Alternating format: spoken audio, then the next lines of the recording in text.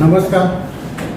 महाराष्ट्र प्रदेश काँग्रेस कमिटीच्या वतीनं आज या ठिकाणी सातारा जिल्हा काँग्रेस कमिटीच्या वतीनं सर्किट हाऊस या ठिकाणी महाराष्ट्र प्रदेश काँग्रेस कमिटीच्या आदेशानुसार आज या ठिकाणी पत्रकार परिषद आपण या ठिकाणी ठेवलेली आहे. या पत्रकार परिषदेचे प्रमुख महाराष्ट्र प्रदेश काँग्रेस कमिटीचे जनरल सेक्रेटरी भानुदास माळी आणि पिंपरी चिंचवडचे प्रभारी हे या ठिकाणी प्रमुख पत्रकार परिषदेला उपस्थित राहिलेले आहेत. त्यांचं मी स्वागत करतो. त्याचबरोबर सर्व पत्रकारांचे स्वागत करतो आणि या पत्रकार परिषदेची सुरुवात भानुदास माळी साहेब यांनी करावी अशी मी विनंती करतो.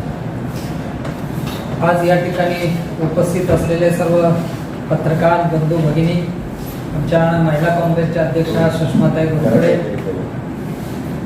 तपासे साहेब, महाराष्ट्र प्रदेशचे सरकारचे जनरल सेक्रेटरी, आमचे जिल्हाध्यक्ष कुंभारांना, अनुसूचितचे अध्यक्ष संजयराव तडाखे आणि सर्वच आमचे पदाधिकारी, या नावं सगळ्यांची काढलेले आहेत. सर्व पदाधिकारी या ठिकाणी उपस्थित आहेत. सर्व पत्रकार सुद्धा मोठ्या संख्येने या ठिकाणी उपस्थित आहेत.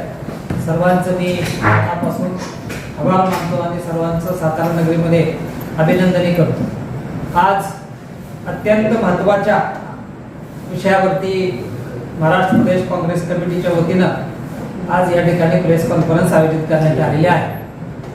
महाराष्ट्र प्रदेश काँग्रेस कमिटीनं महात्मा फुलेंची 200वी जयंती ही मोठ्या उत्साहात संपूर्ण राज्यभर साजरी करण्याचा निर्णय घेतलेला आहे.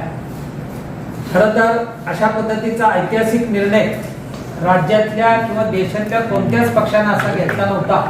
अशा पद्धतीचा निर्णय प्रदेश काँग्रेस कमिटीने घेतला आणि महाराष्ट्र प्रदेश काँग्रेस कमिटीच्या वतीनं या ठिकाणी महात्मा फुले जयंती उत्सव समिती ही स्थापन करण्यात आलेली आहे आणि त्याचं राज्याचं अध्यक्षपद हे माझ्याकडे देण्यात आलेलं आहे.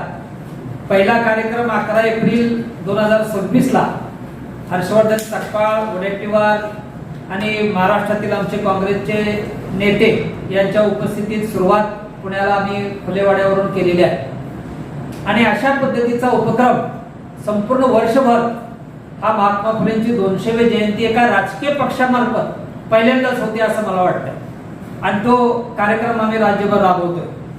खरं तर याची सांगता नायगाव किंवा कटगुण या ठिकाणी होणार आहे. या सांगता सभेला देशाचे नेते आणि भावी पंतप्रधान सन्माननीय राहुलजी गांधी, अशोकजी गेहलोत, हर्षवर्धनजी सकपाळ, विजय वडेट्टीवार, नाना पटोले आणि महाराष्ट्रातील सर्वच काँग्रेसचे नेते या सांगता सभेला उपस्थित राहावे अशा पद्धतीचा प्रस्ताव पार्लमेंटरी बोर्डाने पास केलेला आहे आणि त्या पद्धतीने ही जयंती विविध उपक्रम महात्मा फुलेंच्या जीवनावरचे काही चरित्र असतील, त्यांच्यावरच्या एकांकिका असतील, त्यांच्यावरची विशेष शोध मोहीम म्हणून निबंध स्पर्धा असतील, वक्तृत्व स्पर्धा असतील आणि महात्मा फुलेंचं एकूणच जीवन चरित्र, सावित्रीबाई फुलेंचा आणि त्यांचा जीवन संघर्ष हा लोकांच्या पर्यंत पोहोचावा यासाठी सातत्यानं वर्षभर प्रत्येक जिल्ह्यात हा कार्यक्रम आम्ही घेतो आहोत आणि त्याची जबाबदारी पक्षाने माझ्यावरती दिलेली आहे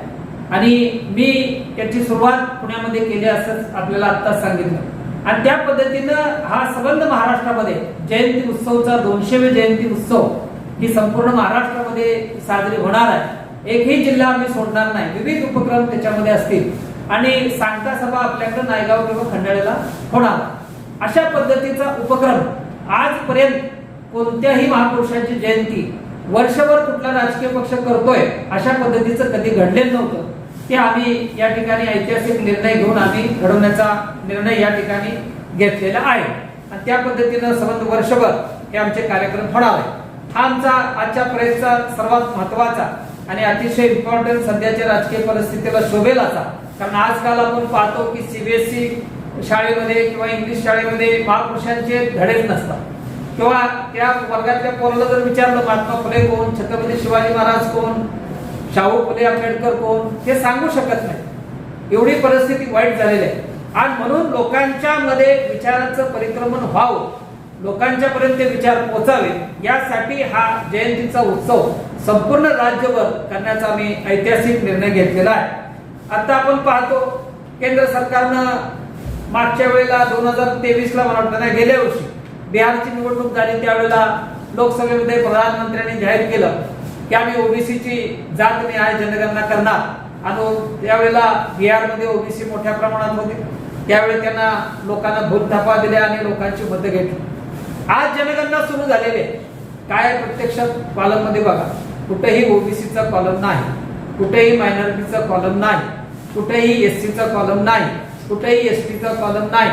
अशा पद्धतीची बोगस आणि फसवी जनगणना आज राज्यभर करण्याचा ऐतिहासिक निर्णय या केंद्र सरकारने घेतलेला आहे आणि त्याच्यामध्ये ताबडतोब दुरुस्ती करा आणि त्याच्यामध्ये एससी एसटी ओबीसी मायनॉरिटीचे कॉलम टाका.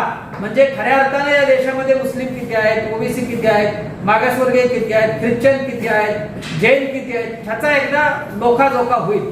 आणि म्हणून त्यांनी या पद्धतीची जनगणना करावी अशा पद्धतीची मागणी मी आजच्या प्रेस कॉन्फरन्सच्या माध्यमातून आपणा सर्वांच्या समोर